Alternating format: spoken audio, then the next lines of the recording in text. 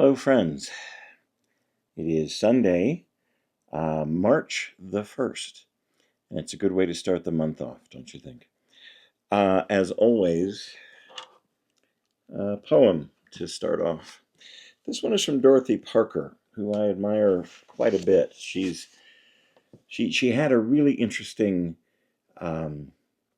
interesting look on romance and love and relationships in particular. Very interesting, to me at least. So sharing today. A Symptom Recital by Dorothy Parker. I do not like my state of mind. I'm bitter, querulous, and unkind. I hate my legs. I hate my hands. I do not yearn for lovelier lands. I dread the dawn's recurrent light. I hate to go to bed at night. I snoot at simple, earnest folk. I cannot take the gentlest joke. I find no peace in paint or type. My world is but a lot of tripe. I'm disillusioned, empty-breasted. For what I think, I'd be arrested. I am not sick. I am not well. My quondam dreams are shot to hell. My soul is crushed, my spirit sore. I do not like me anymore. I cavil, quarrel, grumble, grouse. I ponder on the narrow house. I shudder at the thought of men, and I'm due to fall in love again. In a world that wants to sell you anger, it is all too easy to turn that anger, that disgust, that friction against yourself. But don't. If you are due to fall in love again, how about starting with falling in love with yourself? So my topic, as far as going deeper, finding depth in your art, and that's what today's video is going to be about. I took some notes here. These are my own. I just some things to keep my mind on track, because as you know, I tend to wander, which I think I'm doing already. So let me get to my notes. And still, we're going to start with just a simple observation. Most creative people, most artsy people don't fail. They plateau. They reach a certain level of competence, a certain level of recognition, a certain level of momentum, and then something really curious happens. Nothing. The work stops getting deep, the voice stops sharpening, the career just kind of holds, finds a plateau. And for a very long time, I believed the reason was motivation. I thought the problem was just that people lost their spark, lost their muse, lost their passion, lost the fire in your belly that got you started.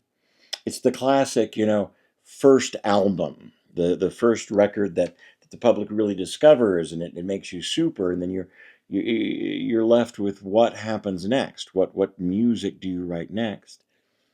When you spent years creating the songs for the first record, and the well is now tapped. And after a very long time, on stage, behind stage, across the table from people, and in lots of rehearsal rooms, and green rooms, and back rooms, and alleys, I think I've come to a different conclusion. The problem isn't motivation. The problem is structure. Let me tell you a little story. Early on, when I had first taken up magic as my vehicle for telling my heart, for producing my art, for telling my stories and moving forward, I saw a really incredible magician. The connection with the audience was there. It was perfect. It was one of the first times I'd ever seen a real talented live magician, seeing someone on stage that really knew what they were doing. The man's talent was so thick and beautiful that it was a little disheartening. Like the comparison bug bit me, like, how are you ever going to live up to that, right? And then I saw him again a few years later, and then again a few years after that, and we shared a stage a few years after that, and something struck me. The beautiful act that he did was the same, exactly the same, almost word for word and beat for beat. It wasn't bad. It wasn't embarrassing. It was just frozen. It was a spectacular act. Don't get me wrong on that. It hadn't gotten old with age. He had not gotten bored with it and taken the energy down. He still had that connection with the audience, but it was the same. The same tricks, the same inflections, the same stories, years and years apart.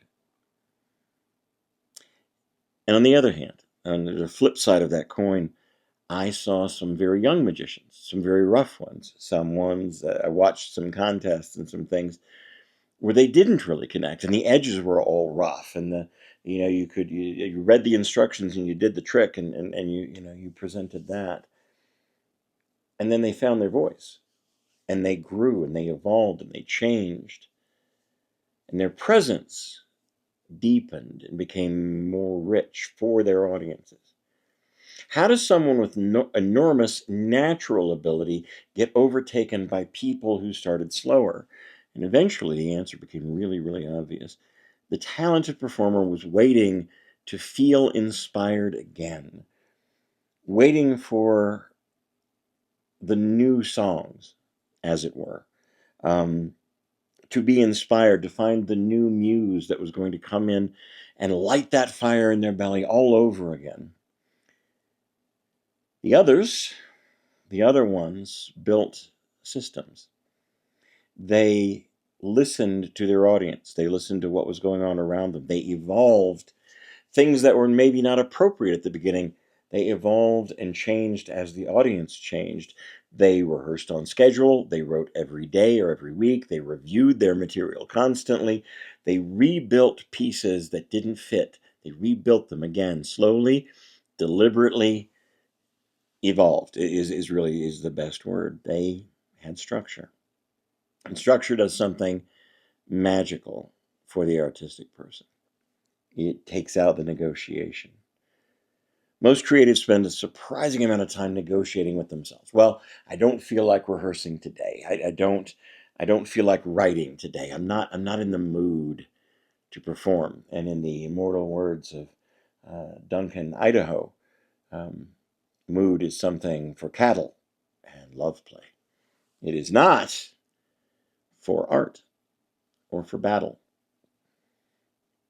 It is the structure that makes a difference. If your creative life depends on your mood, you're building your house on the sand. You remember that old analogy, that old story, uh, Aesop. The man who built his house on the sand. The weather changes, the sand moves. Professionals do something a lot less glamorous. They decide.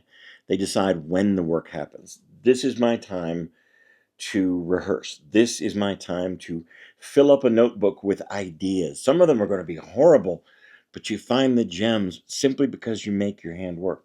Um, Julia, um, oh, I'm going to forget her name. Julia Cameron, who wrote The Artist Way, recommends writing every day, first thing in the morning, after you're fully awake. You get your coffee, you take a deep breath of the morning air, writing 3 uninterrupted pages of just free thought, of allowing your brain to go through your hand and your heart to go through your hand and just write whatever comes out. And it sets the tone. It becomes a structure. It becomes an exercise.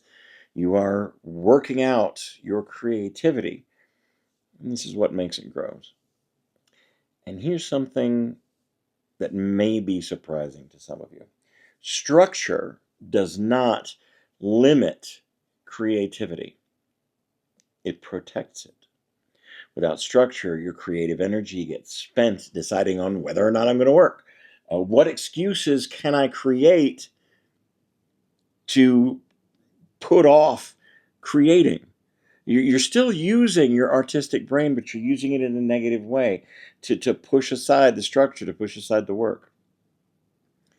You've already built your container. You've discovered your gift. You've at least taken the time to decide what you want it to be and how you want it to craft. You've got the stone in your hand and your sculpting tools ready. You have to take away the part that isn't David.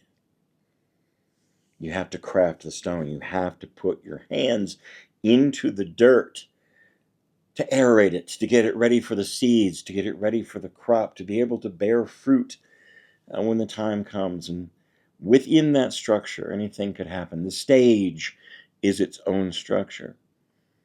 3 walls, lights, a set time when the curtain goes up. You can't make excuses for that. Here is your set time to do it. Your rehearsal time, your practice time, your writing time, the art that lives within you demands that you set that side of time and be faithful to it. You have ideas, you have ability, you even have ambition. What you don't have yet is the structure that keeps them moving forward when the inspiration goes cold, when the muse doesn't drop in. And it's not failure, it's Tuesday. Today is a Sunday, and today I will work, or I have already scheduled to be in the structure to take this particular day off because it's part of the structure. You build a rhythm you can trust. You carry the rhythm will keep you going when the muse is not there. You keep putting it down. You keep polishing the stone. I reflect weekly. I look back at the work I did. I look at what I wrote, not just this week, but this week last month, and this week, this day last year, and this day 5 years ago. I go back to my journal on a monthly, yearly, 5-yearly, regular time to see where my brain is and where it was. Let's say you do this for a month. You structure it in for a month, and you do it religiously. You do it as if it is your job, as it kind of is.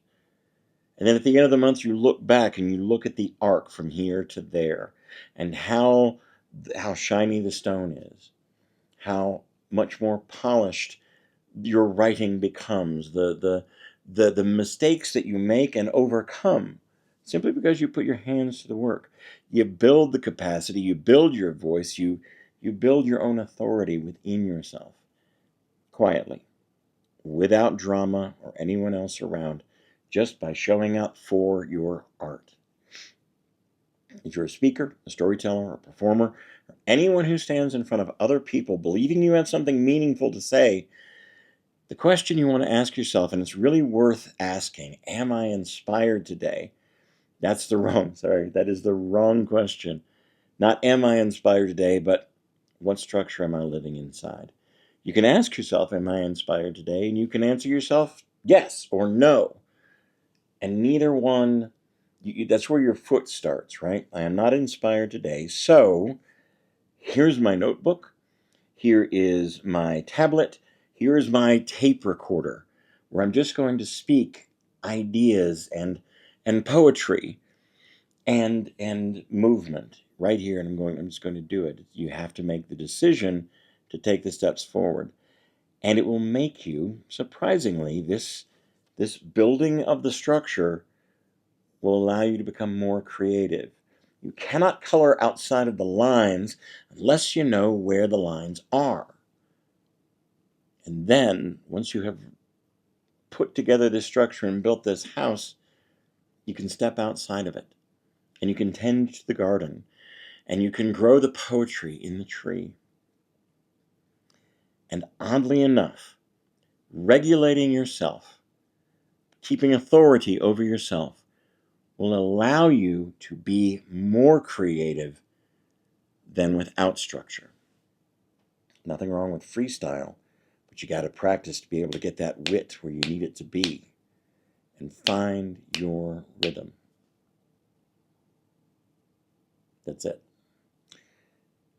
Let me know what you think. Love your comments. Love to hear your perspective on the things that I have to say. These are things are all my opinion, based on what 33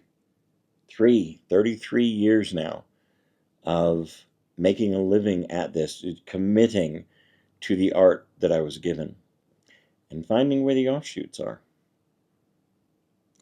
I appreciate you having a seat at my table today. If this way of thinking resonates with you, there are plenty more conversations coming. I've committed to keeping up with this, and hopefully my voice finds you. And where it finds you, I don't know. But I'll leave you with this. As always, I hope there's love where you are. Soon. Okay? Very soon.